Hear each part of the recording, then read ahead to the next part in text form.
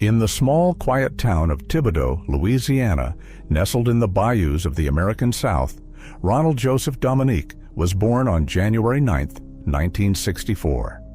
The youngest of 6 siblings, his life started under humble and difficult circumstances. His family was poor, struggling to make ends meet with little more than hard work and perseverance. His parents, both laborers, worked tirelessly to raise their children in a world that seemed to offer them little but challenges. In a house where love was stretched thin and survival was the foremost goal, Ronald grew up feeling the weight of the world on his small shoulders. From a young age, Ronald's existence was shaped by isolation. His parents were often busy with work, and his siblings had their own lives to attend to.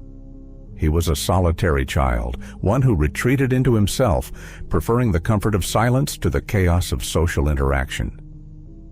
It wasn't that Ronald didn't crave companionship, it was that he struggled to find it. His classmates, his peers, mocked him for his awkwardness, for his inability to fit in with the social norms of childhood. He was different, and in a world that demanded conformity, difference was a target. His body, too, began to betray him. Ronald became obese at a young age. While other children ran and played, he sat on the sidelines, observing but never participating. His weight grew, and with it, the cruelty of his classmates. They called him names, made fun of him behind his back, and even to his face. His world became smaller, defined by the walls of his home and the cruelty of the children in school. Every day was a reminder that he didn't belong, that he was an outcast, an invisible boy in a world that cared little for those who couldn't fit in. At school, Ronald was the quiet one, the odd one out. He didn't participate in sports or extracurricular activities. He didn't have the energy or the desire to make friends. In fact, he couldn't. No one wanted to be around him. His classmates saw only his size and his strange demeanor, not the lonely, isolated boy underneath. The teasing escalated as he grew older, and his sense of self-worth, already fragile, began to crumble. He retreated further into himself, finding solace in the darkest corners of his mind. By the time he graduated from high school in 1983, Ronald had already been shaped by a lifetime of rejection. He was a young man, but the years of ridicule had left him with a sense of bitterness that was impossible to ignore. He decided to go to Nicholls State University to study computer science, though his interest in the subject was fleeting. It wasn't the allure of technology that drew him, it was simply a way to escape the isolation of his home and start anew. But even at university, he found himself lost, disconnected from those around him. He dropped out of college soon after, his brief attempt at higher education crumbling under the weight of his own demons. He found no purpose, no direction. The loneliness that had defined his childhood followed him into adulthood, and with it came a deepening sense of frustration. He had no degree, no job, and no friends. It seemed as though the world had forgotten him, just as he had forgotten how to live. During this dark period, Ronald began to frequent gay bars in the area. It was an attempt to find some sort of companionship, but it only led to further humiliation. Some of his old classmates saw him there and mocked him mercilessly. They called him names and spread rumors about his sexuality, turning him into the laughingstock of the college. Ronald's attempts at connecting with others only served to isolate him even more. He withdrew further, retreating into the shell of bitterness and anger that had come to define his existence. The years passed, but nothing changed. Ronald's life became a series of dead ends. He took odd jobs, none of which lasted long. He moved from one relative's house to another, always living off others, always drifting. His frustrations began to boil over, and he found himself getting into trouble more and more. Small offenses turned into larger ones, and before long he found himself arrested for making obscene phone calls in 1985. He was fined $50, a slap on the wrist for a man who was quickly becoming lost to the world. His family tried to push him toward employment, but nothing stuck. He had no purpose, no passion, no reason to care.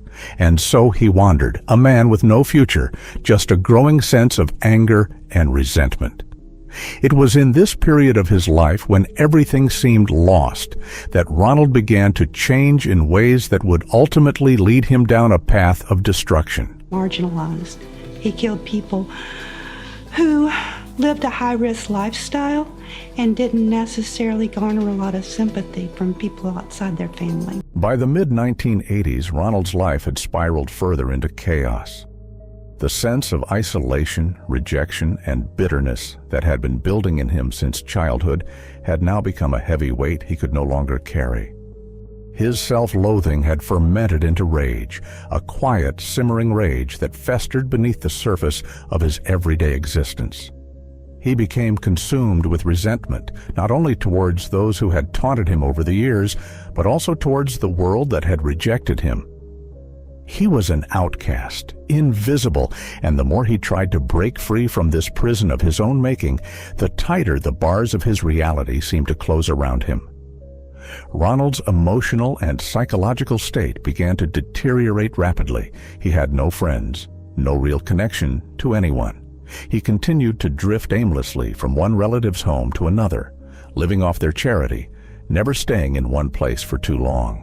He could feel the emptiness growing within him, an emptiness that nothing seemed to fill. His frustrations manifested in increasing violence and aggression, and it wasn't long before he took his first steps into physical violence. It was August 25, 1996, when Ronald's first violent outburst came to a head. At the time, he was staying at his sister's house, though he had no real place to call home. On that night, he came into contact with a young man, someone who crossed his path in a moment of vulnerability. The details of the incident are unclear, but what is known is that Ronald attacked this young man in a brutal, violent rage. He tried to subdue his victim, possibly attempting to kill him, but the young man fought back, desperate to escape. In a scene that mirrored the violence that had simmered in Ronald for years, the young man managed to break a window and flee for help, running to the neighbors for safety. The police were immediately notified, and Ronald was arrested on charges of assault. His victim, though shaken, was lucky to escape with his life. However, Ronald's first brush with the law didn't go as many would have expected. Despite the violent nature of the incident, the court proceedings lacked sufficient evidence to convict him. The case was dismissed, and he was released, his life continuing without any real consequences for his actions. The justice system once again had failed to hold him accountable for his behavior. The fact that he walked away without punishment only deepened the darkness inside him. It wasn't the first time Ronald had been let off the hook, and it wouldn't be the last. In his mind, he had won. He had avoided the consequences of his violent tendencies, and he began to see himself as untouchable. But the failure of the justice system, rather than deterring him, emboldened him. It was as though Ronald now saw himself as a man without limits, a man who could do as he pleased without fear of reprisal. His growing sense of invincibility, coupled with his deep-seated rage, would soon give birth to something far more sinister. The seeds of his future crimes were already planted, and the world had no idea that a storm was about to hit. This event marked the beginning of a terrifying killing spree that would span the next decade, a spree that would leave a trail of devastated families, a community in fear, and an entire region on edge. What started as a violent outburst against a single individual would soon evolve into something much darker and more methodical. In the summer of 1997, Ronald would take his first victim. A 19-year-old African-American boy named David Mitchell was on his way to visit his grandmother in Thibodaux when he encountered Ronald. Ronald, now deep in his descent into darkness, lured David into his trap with a promise, though the details of the offer remain unclear. It was a common tactic of Ronald's, using manipulation and deceit to draw in those who seemed vulnerable or isolated, individuals who could easily be overpowered. David, like many of Ronald's victims in the years to come, was at a vulnerable place in his life. Ronald took advantage of this and led him away from the safety of the streets, away from the world he knew. 2 days later, David's lifeless body was discovered in a roadside ditch, partially submerged in water. The authorities were quick to arrive, but their initial assessment of the scene was misled by the lack of clear physical signs of trauma. There were no apparent wounds, and no drugs or alcohol were found in his system. The police, eager to close the case, ruled it an accidental drowning. But David's father, a grieving man who knew his son well, refused to believe the police's assessment. He knew with certainty that his son was an excellent swimmer and would never have drowned. This single doubt, this nagging sense of something being terribly wrong, kept the investigation alive. David's father pushed the police to reconsider, to look deeper into his son's death. Yet, despite the family's insistence, there were no immediate lead, and the case remained unsolved. Meanwhile, Ronald continued to walk the streets freely, his hunger for control and violence growing with each passing day. The lack of answers only made him bolder, and soon he would claim more victims, his methods growing more refined, his depravity more chilling. As the months passed after David Mitchell's death, the air in Louisiana grew heavier. The community was unaware of the predator lurking in the shadows, patiently waiting for the next opportunity to strike. Ronald Dominique, emboldened by his first murder, began a killing spree that would stretch across the Bayou region for years. The pattern of his attacks was chillingly methodical, and each victim would fall into the same tragic category: young, vulnerable, and often marginalized by society. Dominique's targets were no longer random. They were carefully chosen. He hunted for men who were alone, men who were often homeless, addicted to drugs, or living in the fringes of society. These young men, ignored by the world around them, made easy prey for Dominique, who knew how to manipulate and deceive them. He would lure them with promises, drugs, alcohol, or companionship before taking control of their fate. It was December 1997 when Ronald struck again. His second victim was a 20-year-old boy whose name would be lost to the public for years to come. The young man was lured into Dominique's trap with the promise of drugs, a common tactic that Dominique had begun to rely on. Once again, the police ruled the death as an accidental overdose, a conclusion they would later come to regret. The body was dumped in a deserted area much like David Mitchell's, but by now, the authorities had little to go on. They were no closer to finding the killer, and each murder only added to the growing list of unsolved cases. The year 1998 would prove to be even more deadly. Dominique murdered 4 more young men. In 1999, he killed another 3. Each murder was carried out with the same brutal efficiency, and the police were no closer to finding the killer. The victims seemed to have nothing in common except for their tragic circumstances and their unfortunate encounters with Ronald Dominique. He knew how to blend into the background, how to stay invisible. His crimes were committed in the most remote areas, often far from the prying eyes of the public or law enforcement.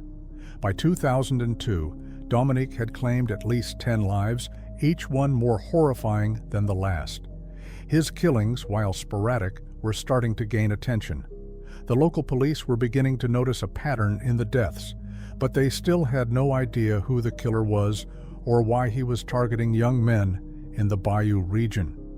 The media had begun to refer to the unknown killer as the Bayou Strangler, a name that would soon become synonymous with terror in Louisiana.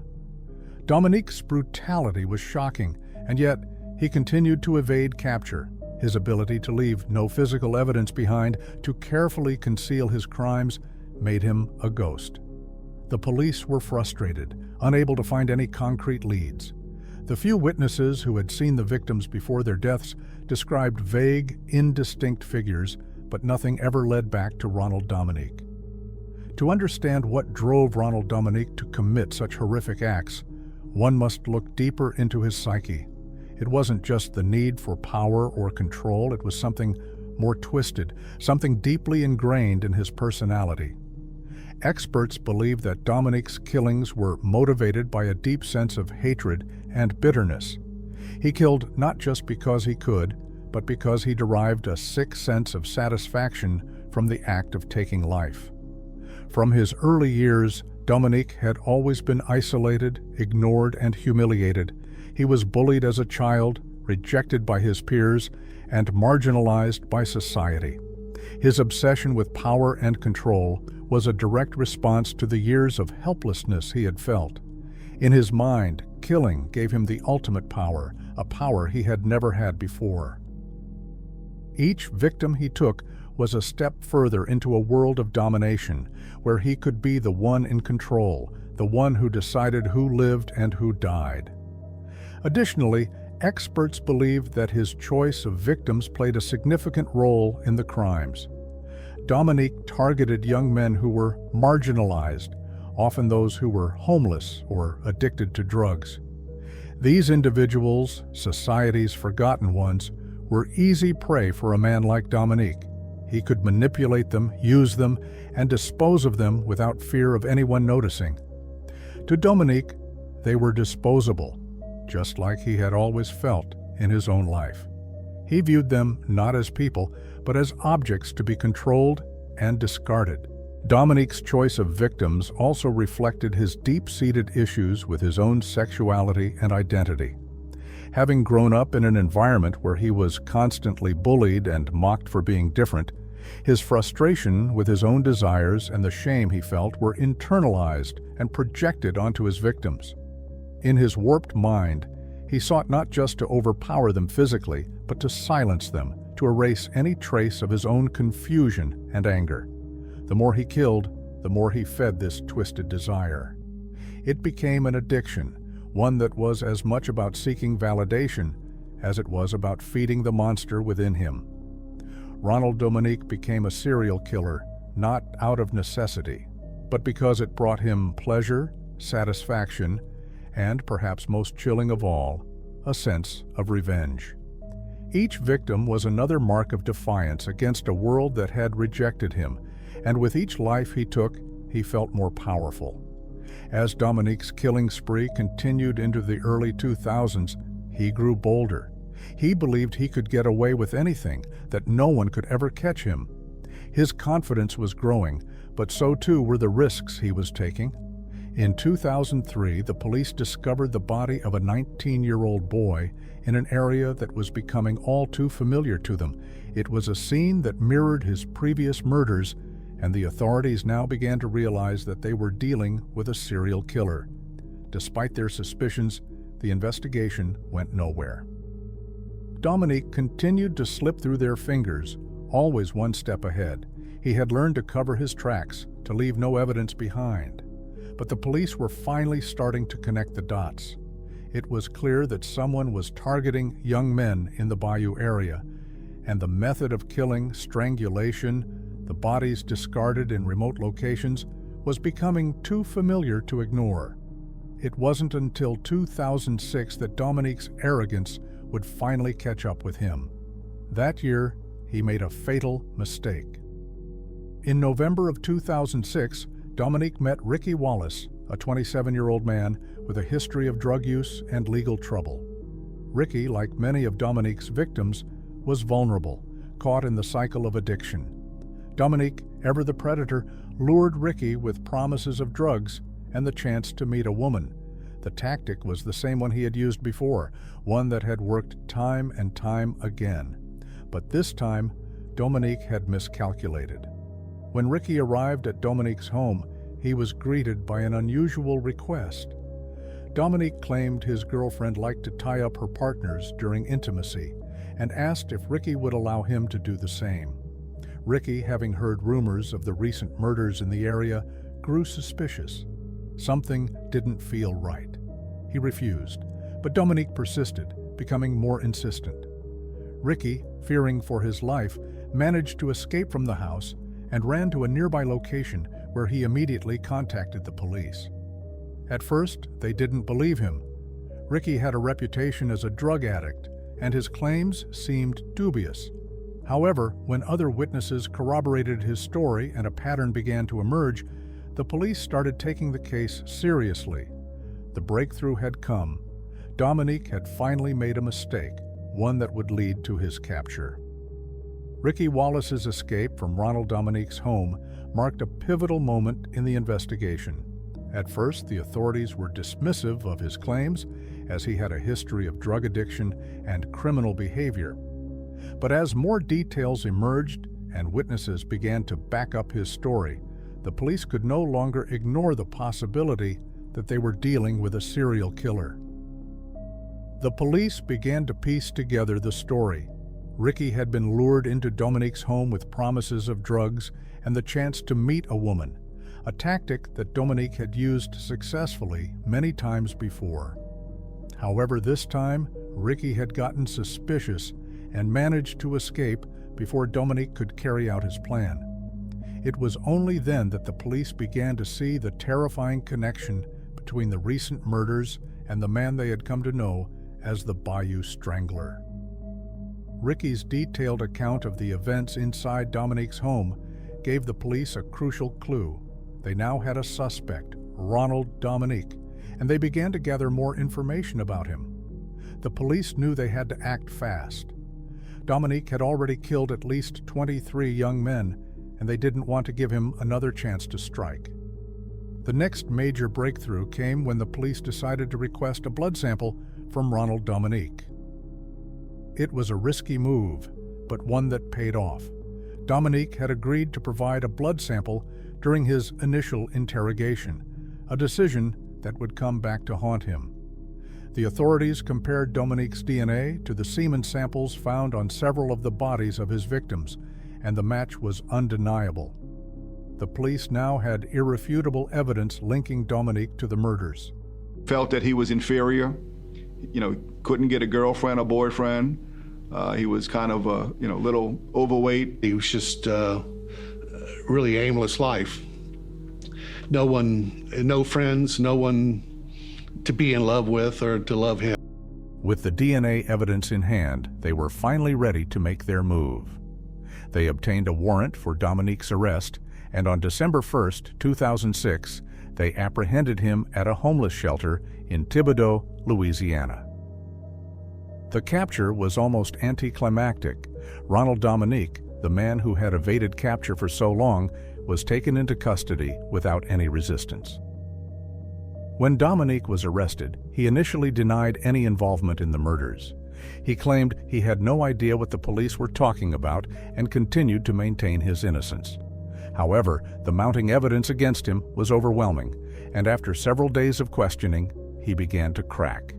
Dominique eventually agreed to cooperate, but he made one demand. He wanted a guarantee that he would not face the death penalty.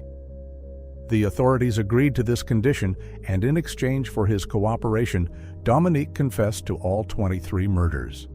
His confession was chilling in its cold, methodical nature. Dominique explained in detail how he had lured his victims, how he had tied them up and strangled them, and how he had discarded their bodies in remote areas, often in ditches or wooded locations. He revealed that his victims were typically young men, many of whom were homeless, drug addicts, or marginalized individuals. He viewed these men as easy prey, their lives less important in the eyes of society. Dominique's explanation for his killings was equally disturbing. He admitted that he derived pleasure from the act of killing, but he also claimed that he had been driven by a deep-seated hatred of himself and the world around him. His killings were a way to regain control over his life, to exert power over those who he felt were inferior to him. He had been humiliated and rejected for so long that he found satisfaction in taking the lives of those who, in his twisted mind, deserved it. Experts who studied Dominique's behavior speculated that his killing spree was driven by a deep sense of frustration and alienation. He had never been able to connect with others and had always felt inferior. His victims, many of whom were vulnerable and marginalized, became symbols of everything he hated about himself. By taking their lives, he was, in some sick way, taking revenge on the world that had rejected him. Following his confession, Dominique was charged with 23 counts of murder.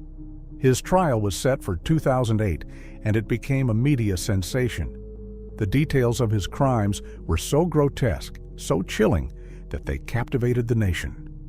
Dominique's cold, emotionless demeanor throughout the proceedings only added to the horror of his crimes.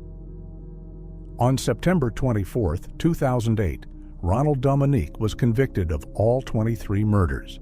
The judge sentenced him to 8 consecutive life sentences without the possibility of parole. The verdict was met with mixed emotions. While many felt that Dominique deserved to be executed for his heinous crimes, the authorities had struck a deal with him during his confession, offering him a life sentence in exchange for his cooperation. Many believed that the sentence was too lenient, given the sheer brutality of Dominique's killings. However, the deal was made, and Dominique's fate was sealed. He was sent to a Louisiana state prison, where he would spend the rest of his life behind bars. For the families of Dominique's victims, the conviction was a bittersweet victory. While they had finally found some measure of justice for their loved ones, the scars of the murders would never fade. The pain of losing a son, a brother, a friend, was something that could never be erased. In the years following his conviction, Dominique became one of the most notorious serial killers in American history. His name was forever associated with the Bayou Strangler, a monster who had terrorized the Louisiana region for nearly a decade. Despite his capture, the wounds he left behind would never fully heal. Dominique's case became a symbol of the failures of the justice system and the difficulty of tracking down serial killers. For years, he had slipped through the cracks, evading capture and leaving a trail of grief and horror in his wake. His victims, many of whom had been marginalized by society, were forgotten until their lives were tragically cut short by a man who had no regard for human life. But perhaps the most tragic aspect of Dominique's story was the question that remained unanswered. Why had he killed? What had turned a seemingly ordinary man into a cold-blooded killer? The answer, experts believe, lies in the complex web of his upbringing, his isolation, and his deep-seated hatred of the world that had rejected him. While Ronald Dominique is now behind bars, the scars of his crimes continue to haunt the families of his victims and the communities that were affected by his reign of terror. So, this was today's true crime case. Do you think justice was really served in this case? Or is the story still unfinished? Don't forget to share your opinion in the comments. And if you enjoyed this video, make sure to subscribe to the channel, and I'll see you in the next crime story. Till then, stay safe and stay curious. Thanks for watching.